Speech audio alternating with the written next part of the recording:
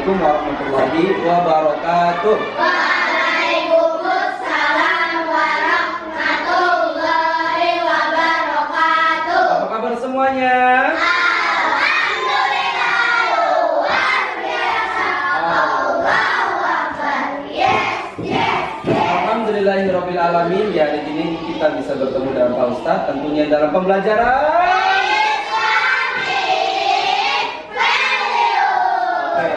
Dan siapa yang hari ini tahu materi kita tentang apa? Oke, tentang sholat. Siapa yang sudah melaksanakan sholat subuh tadi? Oke, alhamdulillah semuanya sholat subuh ya.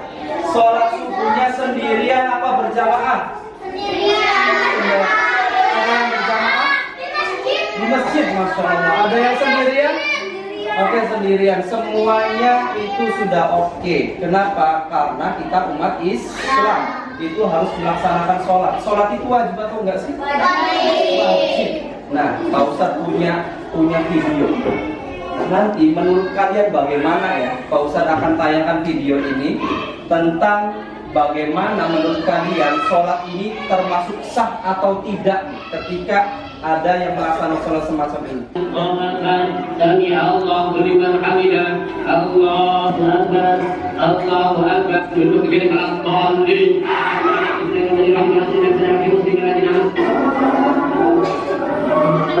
Allahu akbar. Assalamualaikum warahmatullahi wabarakatuh.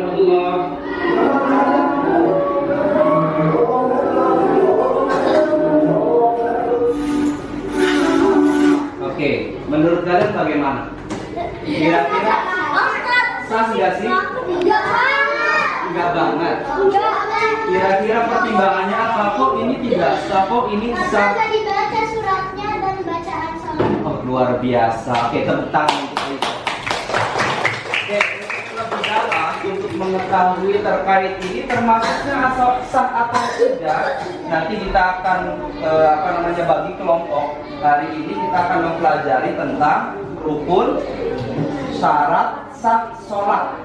Oke, tentang apa? Rukun, syarat, sah sholat. Tepuk satu, dua, tiga, empat,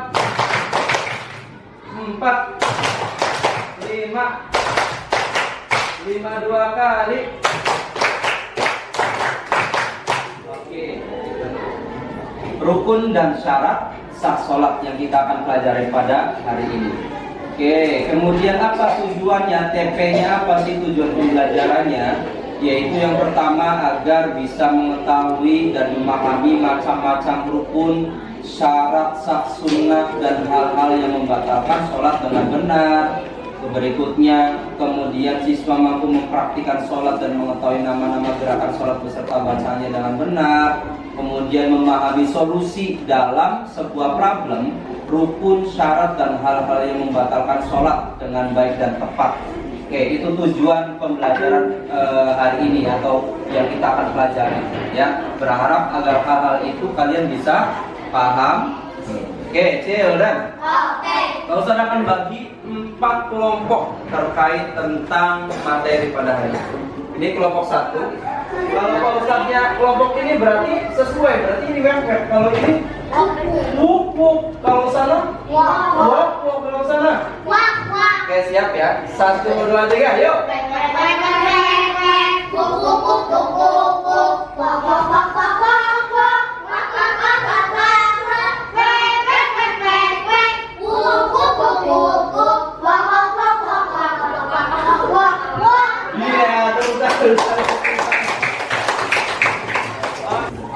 Kelompok 4. Kalian kalau seandainya sholat tidak melaksanakan sunnahnya, itu boleh atau sah atau enggak, atau batal atau enggak. Ini ada.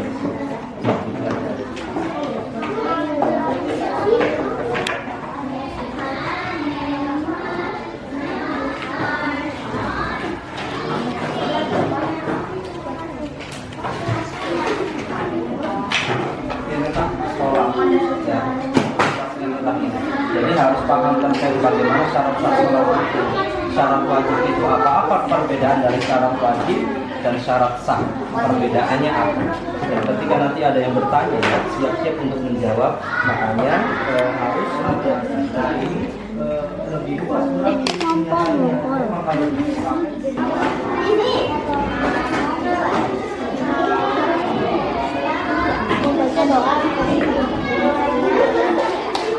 semua sudah didiskusiin? Sudah siap untuk presentasi? Luar biasa, kita mulai ya. Untuk kelompok siapa dulu nih? Oke, yang pertama kelompok 1 kepada kelompok 1 dipersilakan tentang kelompok 1. Oke, silakan. Kita fokus ke kelompok 1. Siap-siap untuk kelompok 2 memberikan pertanyaan ya kepada kelompok 1. Silakan dimulai. Salam. Ya kencang suara juga.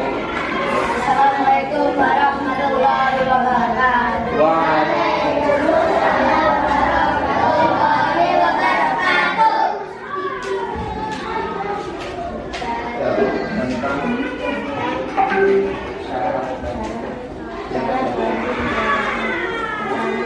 Islam, kedua berakal sehat, ketiga balik.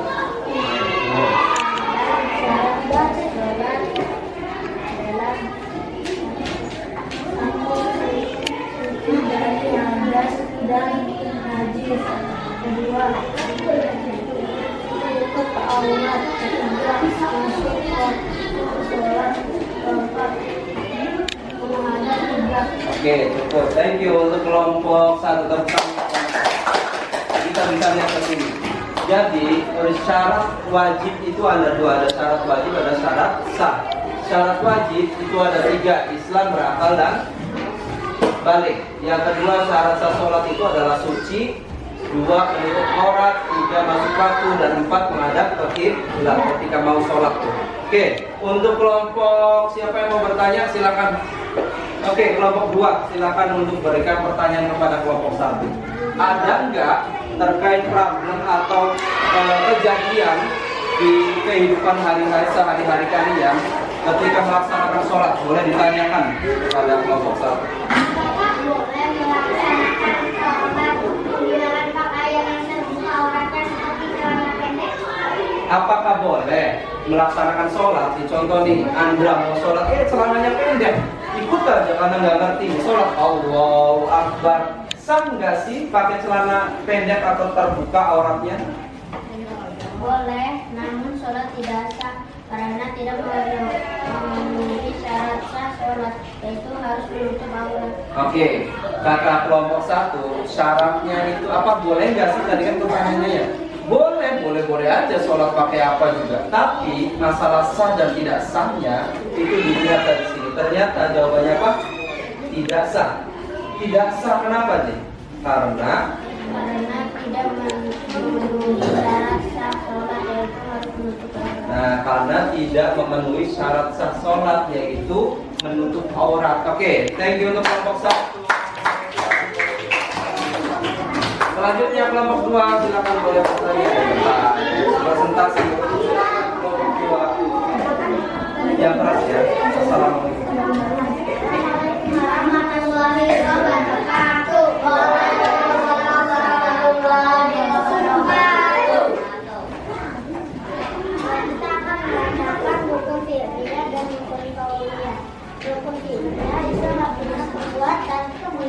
Yang pertama niat, yang kedua berdiri, yang ketiga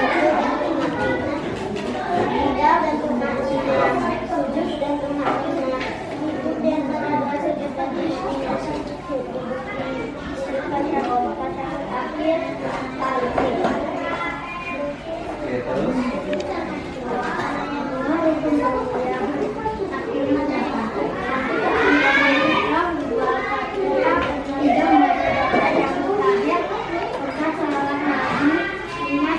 Oke, thank you kelompok 2. Oke, kita bahas sedikit.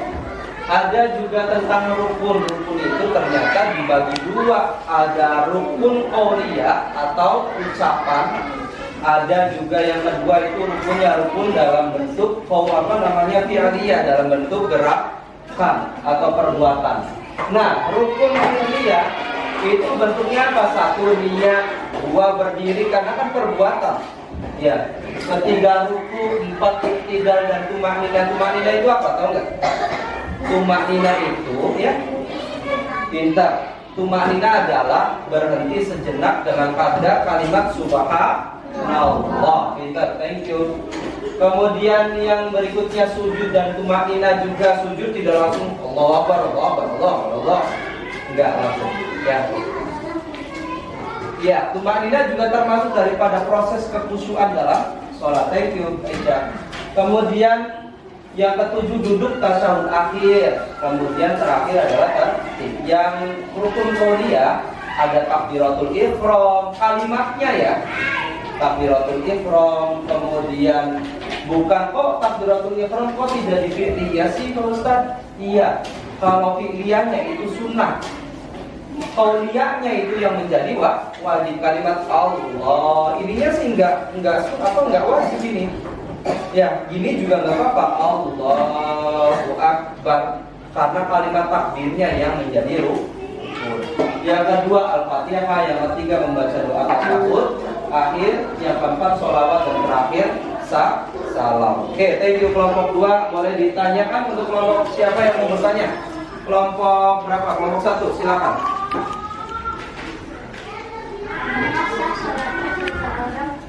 Jika dia tidak niat atau lupa niat sholat di dalam hatinya. Oke, kurang jelas, ulang lagi. Boleh berdiri? Sebelahnya. Apakah sholatnya seseorang jika dia tidak niat atau lupa niat sholat di dalam hatinya dengan Oke, apakah sah sholatnya? Orang yang lupa sholat, dia itu lupa membaca niat, dalam hatinya tidak terucap niat, sah enggak? Jawabannya tidak sah karena niat itu adalah termasuk rukun dari sholat. Jika rukun tidak dilakukan maka sholatnya tidak sah. Oke, kita lihat di sini ya. Ternyata niat itu termasuk daripada rukun. Rukun itu apa sih? Sesuatu hal yang wajib ada dalam suatu kegiatan. Kalau ternyata nggak ada, maka ternyata sholatnya itu tidak sah. Thank you untuk kelompok 2. Selanjutnya Assalamualaikum warahmatullahi wabarakatuh. Waalaikumsalam warahmatullahi wabarakatuh. Kami akan mempresentasikan tentang sunnah sholat. Yang pertama, mengangkat kedua tangan saat takbiratul ihram, ruku, bangkit dari ruku dan berdiri dari tasyahud awal. 2. Tempat ketika berdiri. 3. Membaca doa iftitah. 4. Baca surat atau ayat setelah Al-Fatihah. 5. Mengangkat pandangan ketika sujud. 6. Membacakan tasbih ketika ruku dan sujud. 7. Membaca doa ketika duduk di antara dua sujud. 8. Duduk tasyahud awal. 9. Membaca doa kunut saat sholat subuh dan belum mengucapkan salam kedua. Oke, terima kasih kelompok 3. Oke, kita bahas sedikit. Sunnah-sunnah sholat. Ternyata mengangkat kedua tangan saat takbiratul ihram itu maksudnya sunnah. Bismillahirrahmanirrahim. Sholli fardhu dzuhri arba'a rakaat mustaqbilatul ma'muman lillahi ta'ala. Allah di dalam hatinya niat mengangkat tangan ini sunnah ternyata sudah. Ya, sunnah. Kalau sunnah boleh dilakukan, boleh tidak. Allahu Akbar itu sunnah. Pak Ustaz boleh nggak kalau tidak mengangkat? Boleh aja. Allahu Akbar. Gini doang nanti. Ya. Kemudian bersedekah ketika berdiri. Kemudian membaca doa iftitah, membaca sunnah atau ayat setelah Fatihah dan seterusnya. Oke. Ada yang tanyakan boleh? Oh, Kang Aya, silakan Kang Aya untuk bertanya. Apakah boleh kita melaksanakan sholat tanpa bersedekah? Apakah boleh kita melaksanakan sholat tanpa bersedekah? Boleh dan sholatnya masih sah. Akan tetapi tidak dapat kesunahan sholat. Oke, boleh-boleh saja. Akan tetapi tidak dapat kesunahan daripada sholat itu sendiri. Oke, tepuk tangan untuk kelompok Ya. Oke, selanjutnya kelompok 4 dipersilakan untuk sholat. Assalamualaikum warahmatullahi wabarakatuh. Waalaikumsalam warahmatullahi wabarakatuh.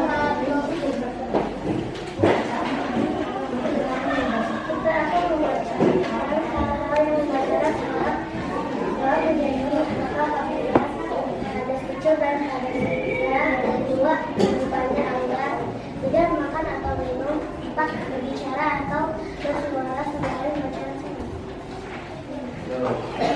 Bergerak dengan sengaja, 6 memantapkan gerakan sholat, 7 meninggalkan salah satu rukun sholat dan mendahului imam sebanyak 2 rukun. Oke, thank you. 4.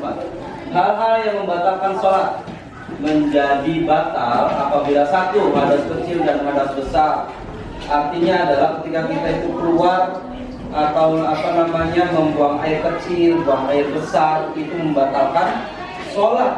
Bagi Allahu Akbar, ghairil maghdubi alaihim waladdallin. Ternyata amin pas Allahu Akbar, dia ada suaranya duar nih. Berarti sah nggak? Tidak sah. Jadi batal. Tuh. Kemudian terbukanya aurat bagi Allahu Akbar. Ternyata ada angin yang besar. Anginnya itu kenceng banget. Jadi sholatnya di masjid lagi, terbuka lagi di luar masjid. Kebuka ternyata auratnya. Kira-kira sah nggak? Tidak sah. Boleh asalkan langsung ditutup. Ya. Kemudian berbicara atau bersuara selain bacaan sholat, tidak boleh. Kemudian 5, banyak bergerak dengan sengaja.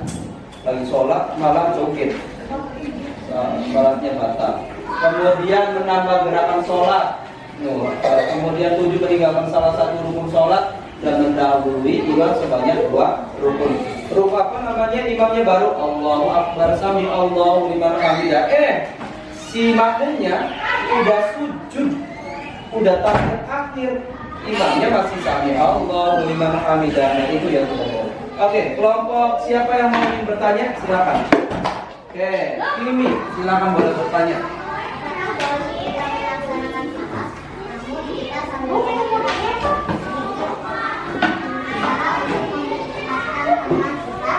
Oke. Tidak sah atas sholatnya batal karena di dalam waktu tidak boleh banyak bergerak, tapi jangan tidak gerakan sholat apalagi berbicara. Oke, jadi kalau ternyata sholat ada yang ngobrol, ada yang bercanda, apalagi gerakannya terlalu banyak, maka sholatnya itu menjadi batal dalam 1 rukun ya gerakannya. Apalagi ngobrol, kamu jangan bercanda mulu, nggak boleh. Kalau lagi sholatnya, imam.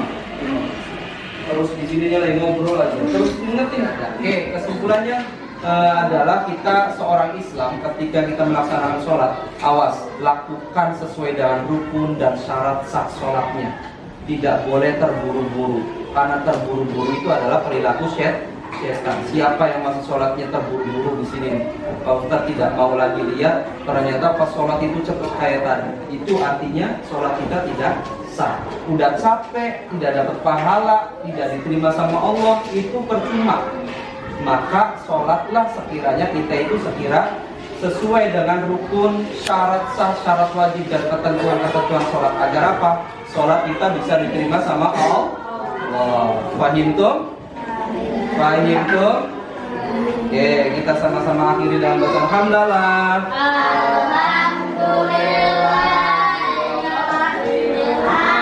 Thank you semuanya. Wassalamualaikum warahmatullahi wabarakatuh.